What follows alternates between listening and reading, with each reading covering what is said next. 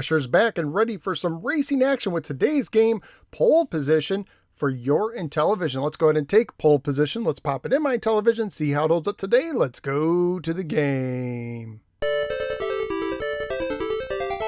Pole Position was published by INTV, and according to the Blue Sky Rangers website, it was released in 1988.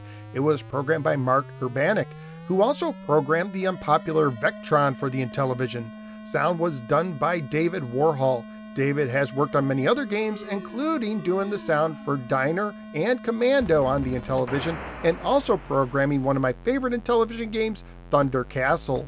Connie Goldman provided the graphics for Pole Position, which she also did for several other titles, including Thunder Castle and Commando on the Intellivision. Pole Position is based on the popular 1982 Namco arcade game.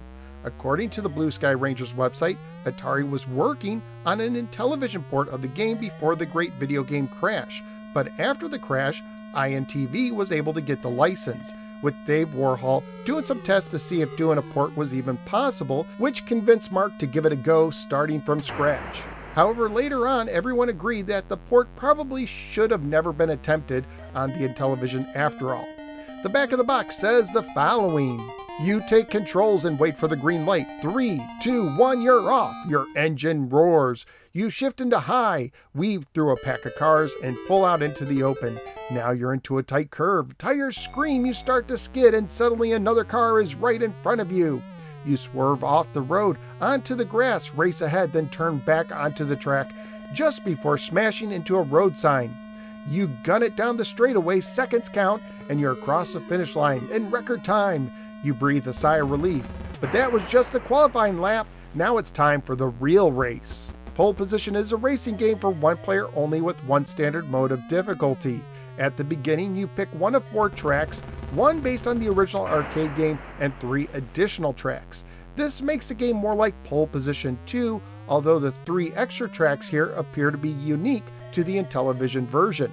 When you start the game, you press up on the disc to increase your speed, moving it left and right to steer like you're operating a small steering wheel. The upper side buttons put you into low gear, and the lower side buttons put you into high gear, which personally I wish you could switch around. You start with a qualifying lap, which you must finish in 75 seconds or less to qualify for the race. If you do qualify, your lap time will determine which of the 5 starting positions you will take. If you make the main race, you get 90 seconds. If you finish a lap in 85 seconds or less, you get bonus time, ranging from an extra 60 seconds if you complete a lap in under 65 seconds to only 20 seconds if it takes you less than 85 seconds but more than 81. If you take 85 seconds or more to complete a lap, then no bonus time for you. If you crash into anything, as lightly touching any car or billboard will turn you into a flaming fireball, you can pick up right where you left off when you exploded if you have any time remaining. If your timer ever runs out, your game is over. Scoring wise, you constantly get points for distance traveled, as well as 50 points for passing cars and bonus points for qualifying. Graphically speaking, I'm actually a bit disappointed, as no matter what track you get, you will see the same hills in the background and the same arrow pointing billboards on the sides. The sounds are somewhat basic, but the music before and after the races is fantastic, a true highlight of the game. Family friendly wise, the game will most likely get an E for everyone rating if released today. Currently at pricecharting.com, the game has a value of $28 loose, $70 complete, and $77 new. So what do I think of Pole Position on the Intellivision? Is it worth playing today? Sadly, I'm going to have to say no. I've reviewed a few other versions of Pole Position on this channel for various platforms, and usually I really enjoy them, but so far this one is the worst. The controls just don't work, which is surprising because you'd think the disc would make a good steering wheel, and I recall Turbo for the Intellivision using a similar setup, and it seemed to work well for that game. But when I first played it, it was way too easy to go off-road and crash into billboards and cars. Part of that may be due to the road being somewhat narrow, and sometimes moving right under you, putting some of the narrow road off screen so you can't even get to part of it. And not only is the control awful, but the difficulty is way too high as well. It seems cars are programmed to always show up in the same place, and that place is usually on tough turns, or right after them, in an area you'd prefer to go to if you had the road to yourself. And without a real brake option, it can be hard to make some of those turns without crashing. Just to qualify for the first track, which is supposed to be the easiest, took me well over an hour of practicing trying to memorize every turn while overcoming the terrible controls. And when I did, I botched the beginning of the real race since I didn't expect the game to keep me in high gear at the start. And if my experience is true for the rest of the tracks, it seems they keep the opposing cars from the qualifying lap and just add more cars. Joy!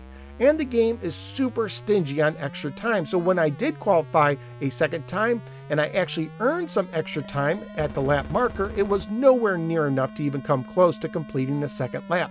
At that point, I had no desire to play anymore or even dare attempt to try to learn how to qualify on any of the other potentially more difficult tracks. I will say the music is excellent, but that's about all the good I can say for this port.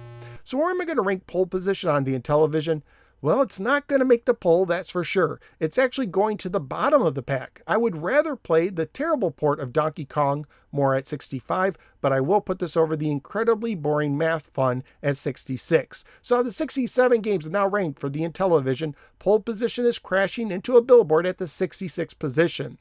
Pole position on the Intellivision is so bad, even the creators admitted it probably shouldn't have been made, and I agree. But that's just what I think. What do you think? Do you like this game? Do you have any memories of it? Let me know in the comments below.